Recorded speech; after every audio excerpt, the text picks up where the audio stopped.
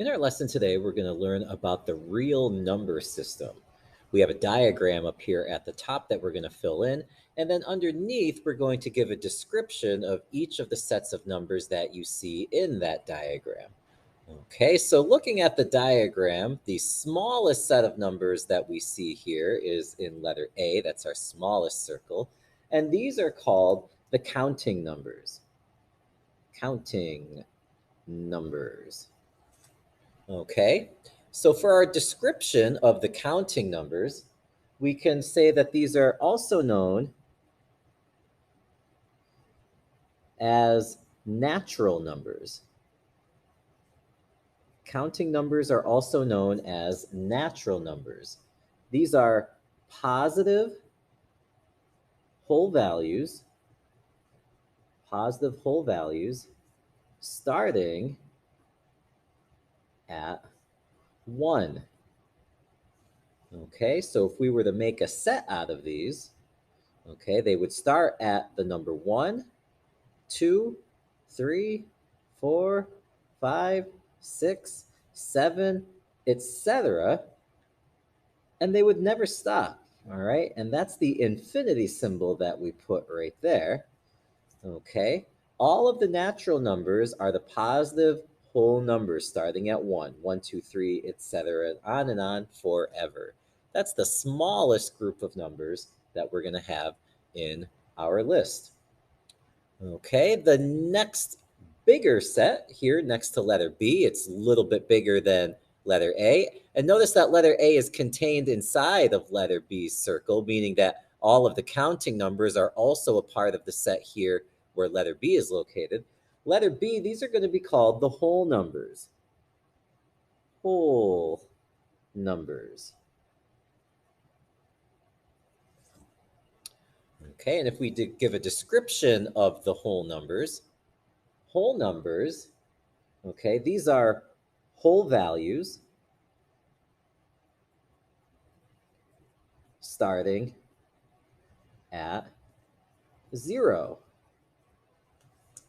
All right, so it's very similar to the natural numbers or the counting numbers.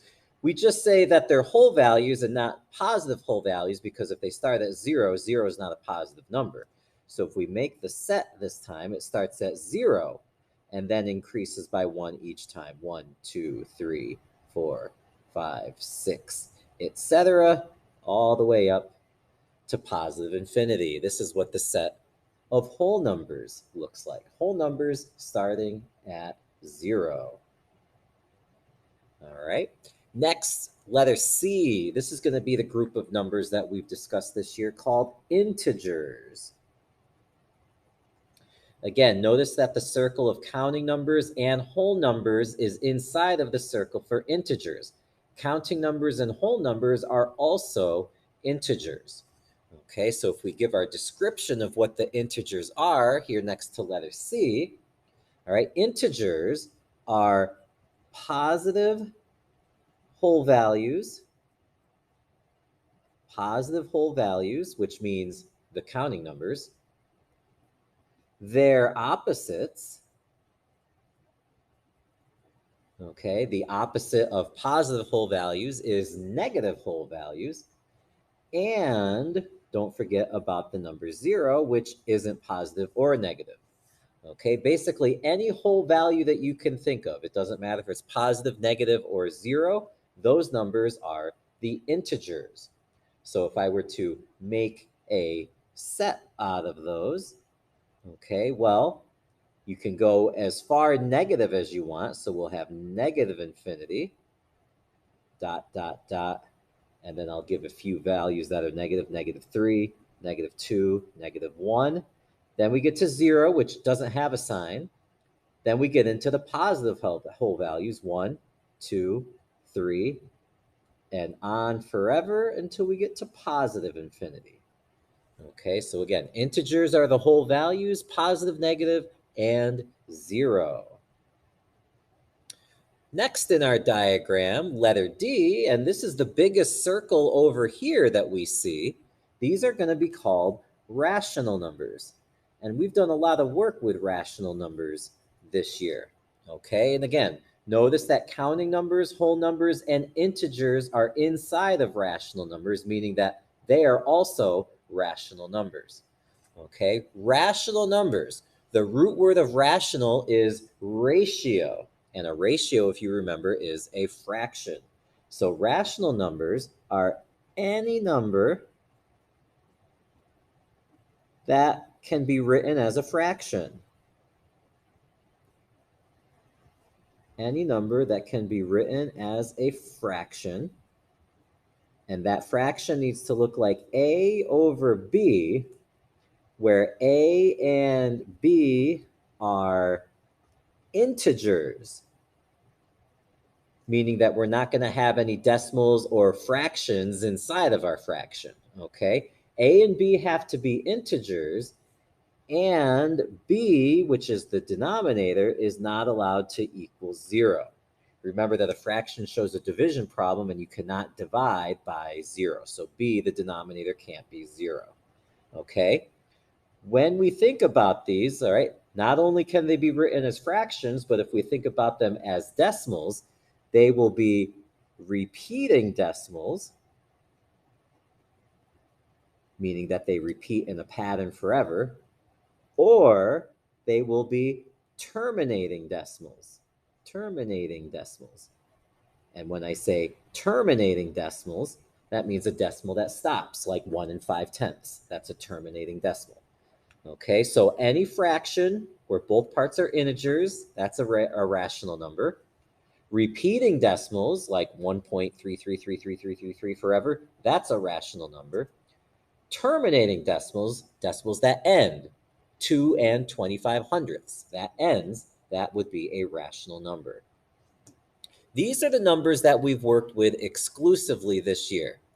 In letter E, this is where we get a new set of numbers. Letter E, okay, well, it's separate because these are numbers that will not be rational numbers. All of the numbers that are in this circle here are rational numbers. If a number can't be rational, then it's called an irrational number. Irrational numbers. Okay, irrational numbers, letter E, these are numbers that can't be written as a fraction. Numbers that can't be written as a fraction. Okay, if I look at them as decimals, all right, well, terminating means that the decimal stops. All right, well, these are going to be non-terminating, terminating, there we go, I spell it right. These are non-terminating, and also repeating decimals are rational, non-repeating decimals.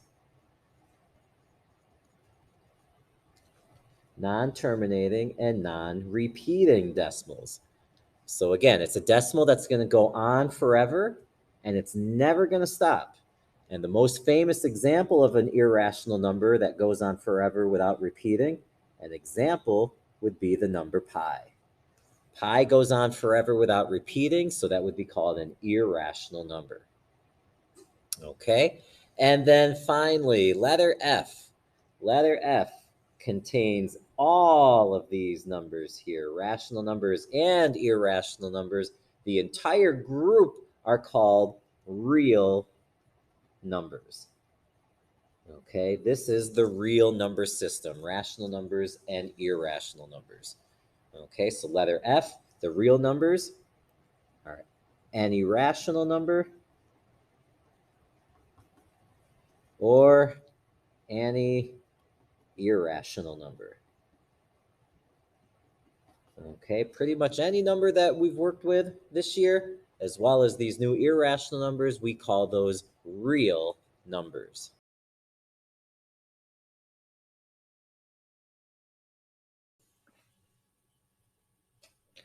In our first example, we're going to classify numbers. I want to know which sets of numbers do the following values belong to. Circle every set that the number is a part of. Okay, so I have 1 3/10 repeated, the square root of 196, 91 thirteenths, negative 4 and 893 thousandths, negative 8, and down in letter F, the square root of 68. All right, all of these numbers are real numbers. They're either rational or they're irrational. So the first thing that I'm going to do with all of these, I'm going to circle that they're a part of the real numbers. Okay, all of these numbers are real numbers. Now I'm going to figure out what other sets of numbers these belong to. So letter A, 1 and 3/10 repeated. Okay, so if we remember from our list that we had here, counting numbers, whole numbers, and integers all had to be whole values. All right, counting numbers, whole values. Whole numbers, it says it right there, whole values. Integers, positive whole values, negative whole values, 0. All right, since 1 and 3/10 repeated is not a whole value, I know it's not counting whole or an integer. So I really just have to figure out, is this number rational or is it irrational? It can't be both. It's got to be one or the other. So if we look at our descriptions again, rational numbers, numbers that can be written as a fraction, okay, but that was a decimal, 1 and 3/10 repeated, all right? But repeating decimals are considered rational. And that's what this bar over the 3 means. This is 1 and 3/10 repeated. A repeating number is rational. So it's going to be a rational number, which means it can't be irrational, and it is real. The next number that we're going to classify here in part B is the square root of 196. And again, I already know that it's real, okay? But I don't know what that value is, okay? I often say that sometimes these are like wearing a mask for a different number. So I'm going to use my calculator and figure out what the square root of 196 is. So here's my calculator, and I need to find the square root symbol. And if you have a calculator that looks like this, your square root symbol is right here above the x squared button, which means I'm going to have to use the second button. So I'm going to hit second and then hit the x squared button, and now you'll see the square root symbol in your display, and then type in 196 and then hit equals, and the square root of 196 is actually equal to 14. So in this example, I'm really saying classify the number 14. What sets of numbers does this belong to? Well, 14 is a whole value, and it's a positive whole value, which means that it is a counting number. And if it's a counting number, then it also has to be a whole number, an integer, and a rational number. Remember what we said here. All counting numbers are positive whole values, which 14 is. And since counting numbers are inside of the circles for whole numbers, integers, and rational numbers, then all counting numbers are parts of those lists as well. Since 14 and or the square root of 96 is rational, it can't be irrational. And again, we know it's real. Next is 91 thirteenths, the fraction 91 thirteenths. And again, I need to know what that actually is before I start to classify. So again, remember that a fraction is a division problem. So we're just going to type into our calculator 91 divided by 13. And hey, that equals 7. So again, just classify the number 7. Okay, which sets of numbers does 7 belong to? Well, again, 7, it's whole, and it's a positive number. If it's a positive whole number, then I know it's going to be a counting number, which makes it a whole number, an integer, and a rational number. And since it's rational, it can't be irrational, and we already knew it was real. Next is negative 4 and 893 thousandths. Now, this number is definitely not whole. And so if it's not a whole value, it can't be a counting number, a whole number, or an integer because those have to be whole values. So once again, we have to figure out, is it rational or is it irrational? So going back to our descriptions again, rational numbers, repeating decimals, but that's not a repeating decimal, negative 4 and 893 thousandths. But terminating decimals are also rational. Terminating means that that decimal stops. And this decimal stops right there at the 3. So this decimal terminates, meaning that it must be a rational number. I would be able to make a fraction out of that. It can't be irrational then, and it's also real. Negative 8. Negative 8, that is a whole value, okay, but it's a negative whole value. Counting numbers can only be positive whole values, And whole numbers are whole values that begin at 0. Notice none of them are negative, though. So -8 is not a counting number. It's not a whole number, but it is an integer. All right, remember, integers are the positive whole values, their opposites, which are the negative whole values, and 0. This is a negative whole value, which means it's an integer. And I know it's rational. Okay, I can make it a fraction. Well, just put it over 1. There's your fraction. That was easy. It can't be irrational then, and it's a real number. Finally, we have the square root of 68. So just like we did before with the square root of 196, we're going to punch that in our calculator, hit second, and then x squared, and then type in 68, and hit equals, and look at that ugly number there, okay? This decimal is going to go on forever. I don't see any pattern that it's repeating in. This is a non-terminating and non-repeating decimal, which, if we recall from our descriptions, means then that it has to be irrational. It's a non-terminating and non-repeating decimal. Okay, so it's irrational, which means it can't be rational. And if it's not rational, well, then it's not going to be an integer, a whole number, or a counting number. It's none of those. It's only irrational or real.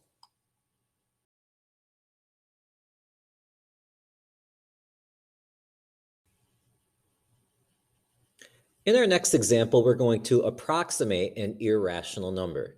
Darcy wants to add the ribbon shown below along the diagonal of a rectangular flag that she's designing. Does Darcy have enough ribbon? Okay, so here's Darcy's flag. We see that it's 7 feet across. It's 5 feet high right here. And this diagonal is labeled as the square root of 74 feet.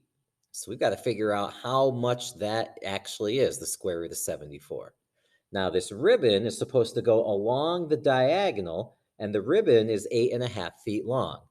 Is that enough ribbon to be able to go along the diagonal? Okay, so what we're going to do here is figure out what the square root of 74 is.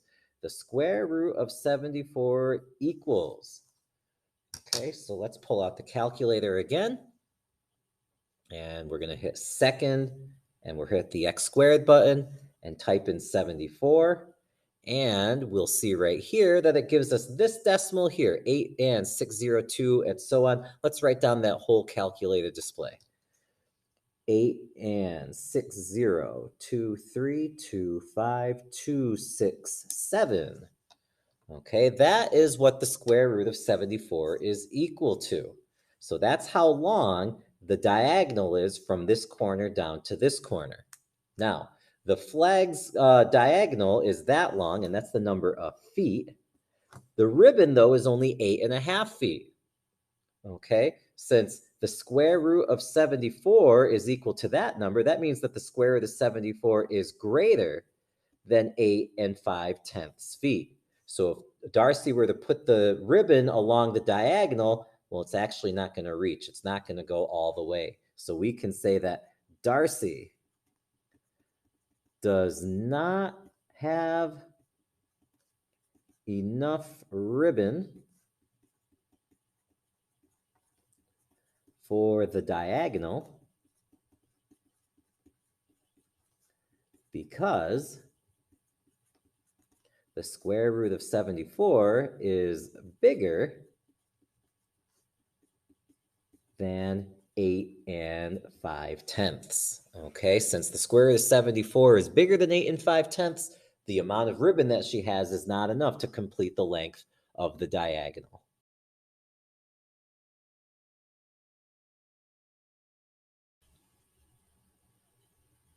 Our next example asks between which two whole numbers is the square root of 12.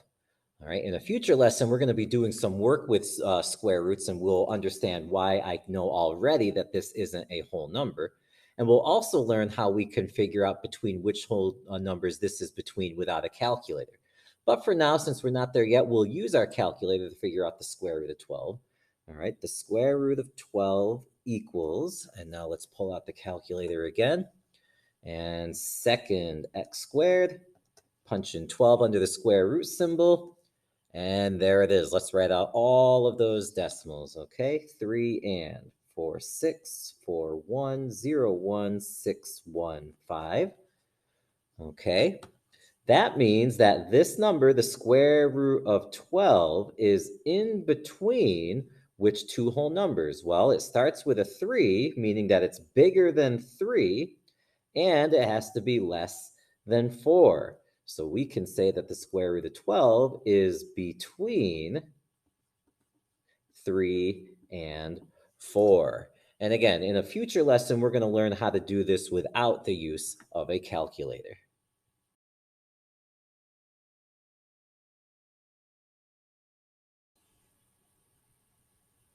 In our next example, we're going to compare and order rational and irrational numbers. Example 3 says to compare the square root of 32 and 5 and 5, 1, 3, 2, 6, dot, dot, dot. That number is going to go on forever without repeating in any pattern, so I know that this is an irrational number. Let's figure out what the square root of 32 is equal to. Square root of 32 equals, all right, so once again, we'll punch that into our calculator. Second x squared 32 equals 5 and 6, 5, 6, 8, 5, 4, 2, 4, 9. Okay, we're going to compare these two numbers. Okay, so I'm going to have the square root of 32. I'm going to have 5 and 5, 1, 3, 2, 6, dot, dot, dot. And now, in order to compare them, I'm going to see, by looking at their place values, which one is bigger than the other. Okay, so notice in the whole number spot, they each start with a 5. Okay, but if I look at their 10th place, all right, we have 5 and 5 tenths here. We have 5 and 6 tenths here. 6 tenths is bigger than 5 tenths, so that means that the square root of 32 is greater than that number right there. So I would use the greater than symbol to make my comparison.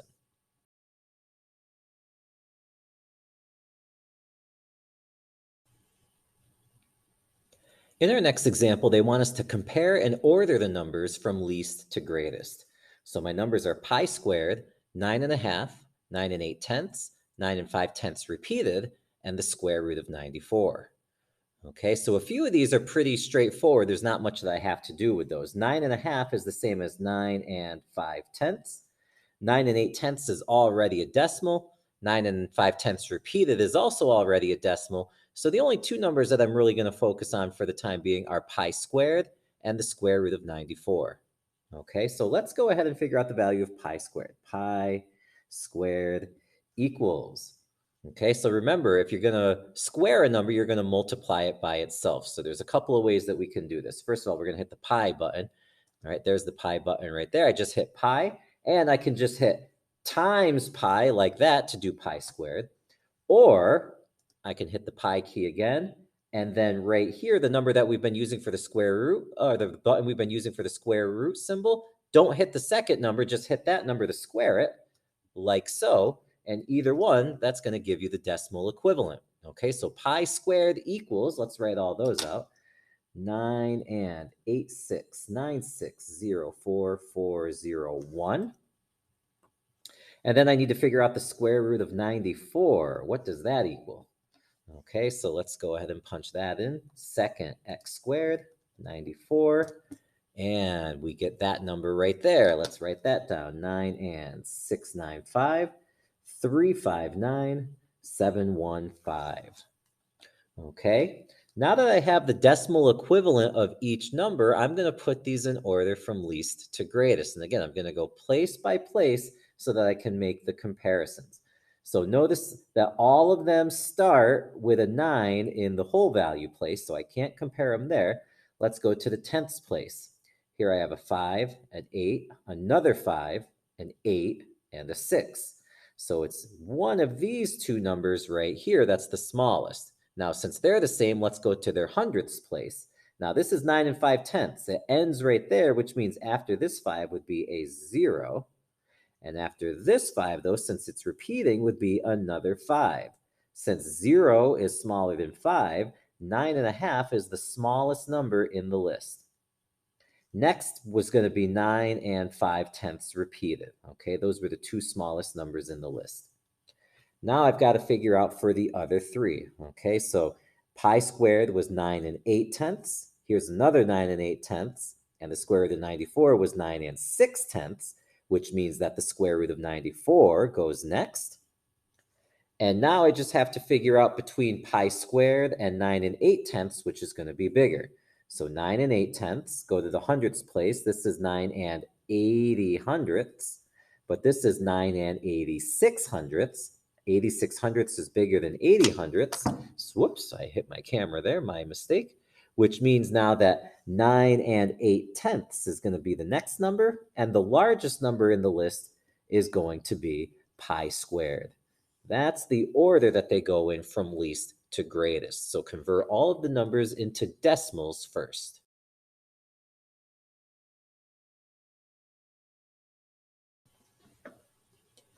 In our final example, we're once again going to compare and order the following numbers from greatest to least this time. Pay attention to how they want those. Greatest to least. So the biggest number goes first. Okay, so again, I've got some numbers in here that I really don't have to do anything with because they're already in decimal form. -2.5, 3 and 6/10 repeated, -3 and 9, 7, 6, 2, 1, etc., etc. 2 and 1/4, I can easily make a decimal because I know 1/4 is 25 hundredths. So this is going to be 2 and 25 hundredths. So I just have to figure out what the square root of 11 is equal to. So square root of 11 equals, let's punch that into our calculator. Second x squared 11, the square root of 11. And let's write down all of those numbers. 3 and 3, 1, 6, 6, 2, 4, 7, 9. And now let's go ahead and find the biggest number in the list. Okay, so again, compare their whole values first. Now they're not all the same whole value this time. All right, square root of 11 starts with a 3, a 2, a -2, a +3, and a -3. So I had two numbers that started with a +3. Let's go to their tenths place then. Here is 3 and 6/10. Here is 3 and 3/10. That means that 3 and 6/10 repeated is the biggest number in the list. The next largest then is going to be the square root of 11. Okay, since it was between those two as to which one was the biggest, that's the biggest, that's the second biggest. Okay, and now if we look at the ones that are remaining, 2 and 1/4, -2.5, -3 and 9, and so on, well, only one of them is positive, which means positive numbers are always bigger than the negative numbers. 2 and 1/4 would be the next largest. And now we have the battle of the negatives to figure out which one is smaller. Remember, with negative numbers, the further you are to the right, the closer you are to 0, which means the bigger it's going to be. -2 is right there. -3 is right there. -3 is further to the left, which means it's smaller than -2. So -2 is bigger than -3. So if we were to write this down, then -2.5 would be the fourth biggest number in their list. And then this one here at the end is the smallest, -3 and 9, 7, 6, 2, 1, etc. That orders the numbers from greatest to least. Okay, so again, make sure that you know the decimal equivalent of all of your numbers, and then you can compare them by place values to put them in the proper order.